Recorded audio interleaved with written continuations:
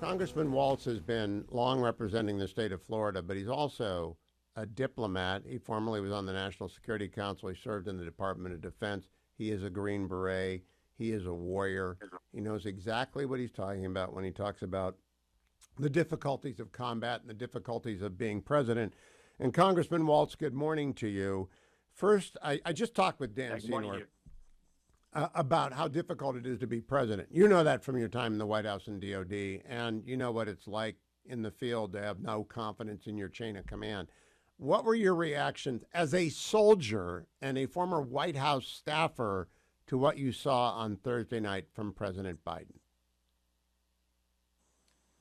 Well, Hugh, as you know, we are facing a recruiting crisis in the military. It's the worst recruiting crisis since Vietnam, since the invention of the all volunteer military. And just the Army alone is down 45,000 soldiers, missed their recruiting goals by 45,000. That's about four divisions worth in just in the last 2 years. So my first instinct as a retired colonel, as a soldier, was if I'm a parent and my 16, 17-year-old high school kid is talking about going to West Point Naval Academy, enlisting in the Marine Corps, my first instinct was that would be my son or daughter's commander in chief. Heck no.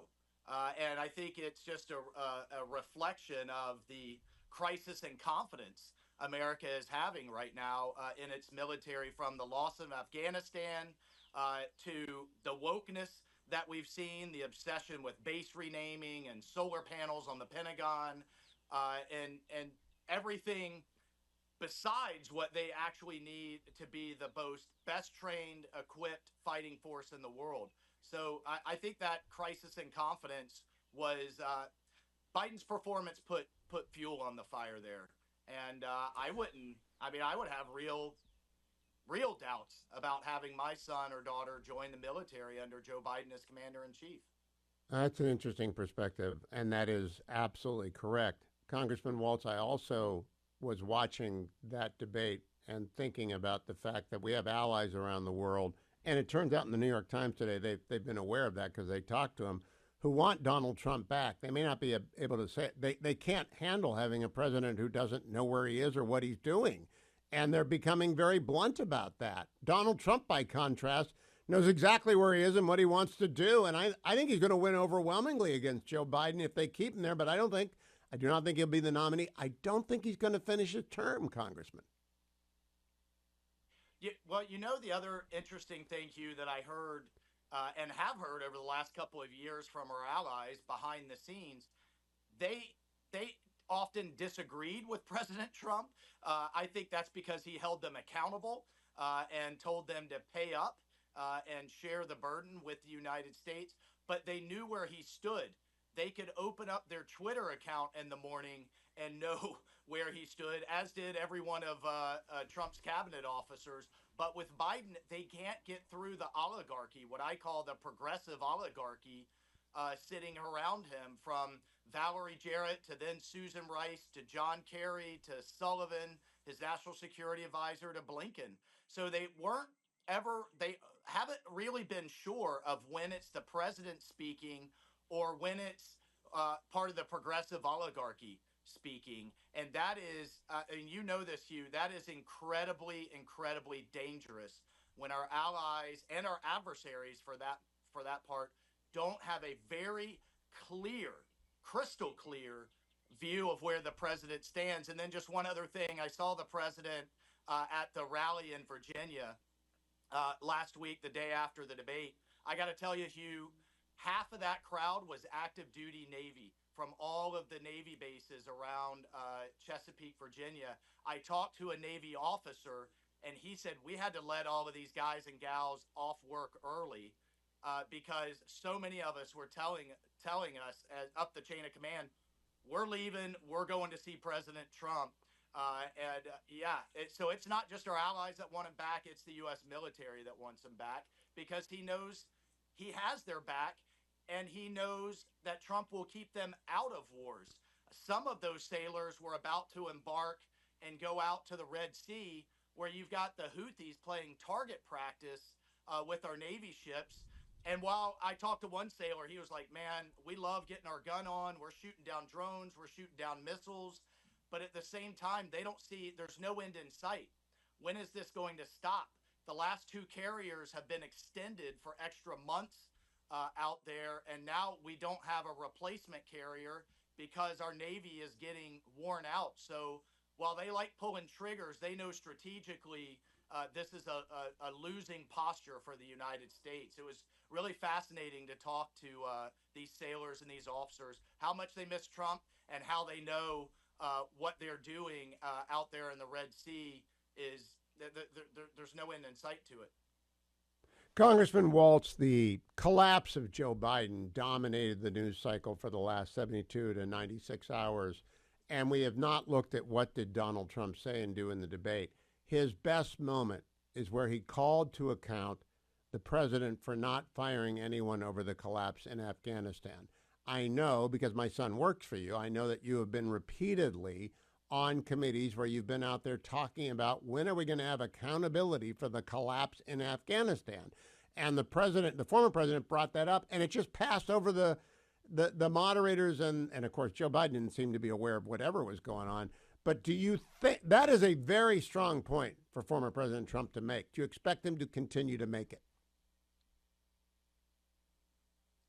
No, I do, because I mean that's his private sector experience. You know, in business, you don't hit your numbers, you don't perform, you don't live up to your superior's expectations, you're fired. You know, and he made that famous on The Apprentice. But it's also what every American has to deal with day out, day in and day out as they go to work. And so when you see the worst military debacle, I would say even worse than Saigon, because there was no reasonable expectation that the Viet Cong were going to follow us home and attack us at home. But there is a very real possibility ISIS and Al Qaeda will once again hit us in the Afghanistan comparison. But for every American out there, not only to see Joe Biden stand before them and say, no, no, this was an outstanding success, you just don't get it.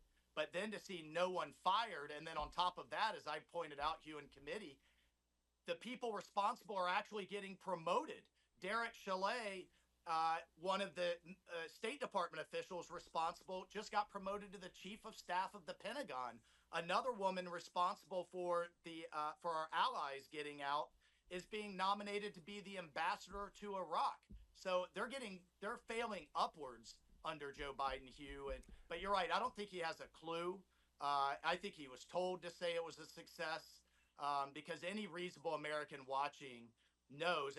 And then that it wasn't. But the slap in the face to the families is what was so heartbreaking to me. And again, when I saw the president, several of the families reached out to me, and I told him once again, thank you. At least the president acknowledged the 13 Gold Star families. You remember Steve Nakui, the Gold Star father that had enough and yelled out during the State of the Union at Biden and then ridiculously got arrested for it. Those poor families, from Biden checking his watch during the dignified transfer at Dover to now not even mentioning them, to then lying to the American people and saying it didn't even happen. No American died on his watch. My heart just breaks for them, and they deserve so much better. Now, let's close there, Congressman. The lowest point of the worst performance on a presidential debate stage in American history is when Joe Biden said, I'm the first president this decade, this century, this millennium, on whose watch no American soldier has died. Of course, 13 died at Abbey Gate, soldiers and a sailor called Corman. 2 Navy SEALs died in the Arabian Sea earlier this year. 3 American soldiers were killed in Jordan by an Iranian-backed proxy attacking them there. Do you think the president doesn't know, or does he care? Is he just trying to lie? And we got about a minute, Congressman. Well, look, Hugh, I think Biden ran on being the competent, bringing the adults back in the room. He ran on competence and on compassion. We have seen the incompetence over and over again, from Afghanistan to the Gaza pier, that once again has fallen apart, even though they were warned the weather wouldn't support it. But it's the compassion portion that I don't think is fully appreciated. This is the most uncompassionate, I think, cold-hearted administration I've ever seen, because you have bureaucrat technocrats actually running the show, and from the southern border to the 40% of women that are sexually assaulted, raped, and sold into human trafficking, to the losses of our soldiers and sailors overseas. It just comes across as this technocratic, cold-hearted shoulder shrug of an approach, and I think it's been devastating. Biden's numbers have never recovered.